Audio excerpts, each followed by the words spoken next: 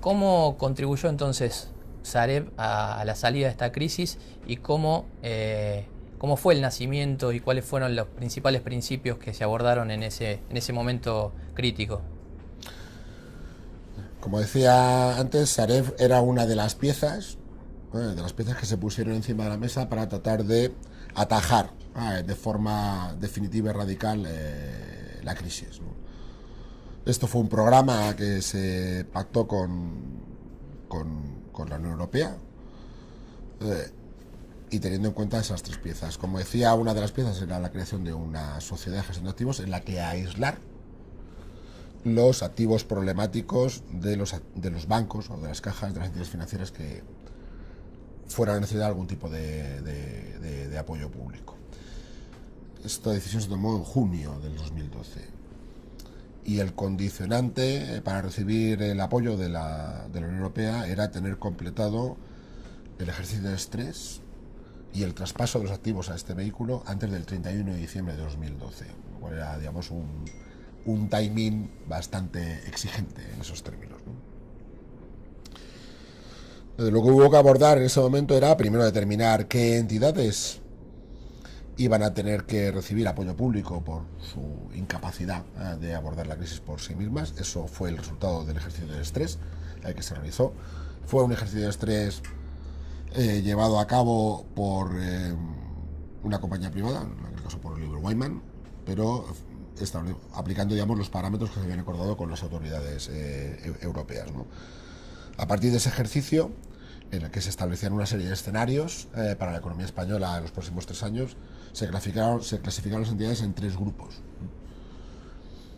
Las llamadas entidades del grupo 0, que eran entidades que en esos escenarios eran capaces de soportar el estrés sin apoyo público. Ahí estaban Banco Santander, BBVA, Caixa, Bankinter, bueno, buena parte del sector financiero español que ha sido capaz de superar exitosamente la crisis.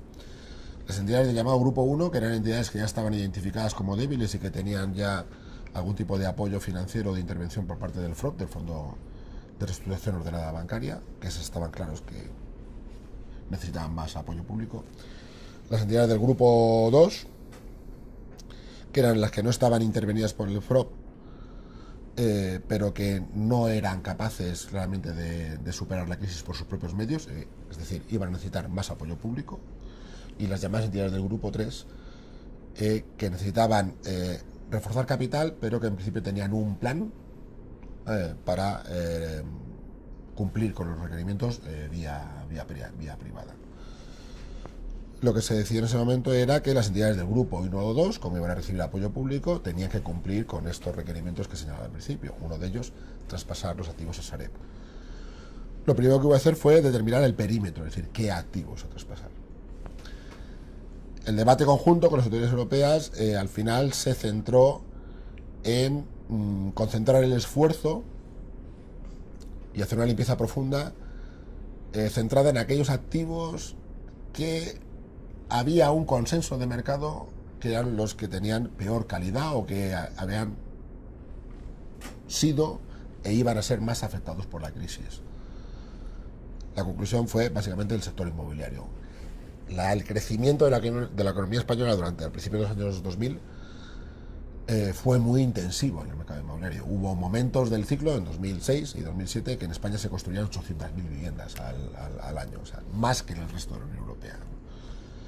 Con lo cual se identificó claramente que el principal cáncer en el sector financiero era eso. ¿Había otros sectores que estaban sufriendo? Sí, pymes, el tema minorista o el crédito al consumo, pero no con tanta intensidad y tanta capacidad de hacer daño en el balance bancario como podía ser el inmobiliario. Con lo cual, la primera decisión fue cerrar el perímetro en exposición inmobiliaria. La segunda decisión era a qué precio se traspasan los activos. Esas son las grandes decisiones que hay que tomar. Lo que se hizo fue al final establecer, digamos, un precio que fuese consistente con el ejercicio de estrés que se había realizado. En el ejercicio de estrés se había determinado una valoración de todos los activos del sistema financiero español en varios escenarios, uno de ellos un escenario adverso de estrés. Por ser consistente con el modelo, lo que se decidió fue utilizar esa valoración, la valoración que surgía de ese escenario, para fijar el precio de traspaso de los activos a Sareb. ¿Era una valoración rabiosa de mercado? No.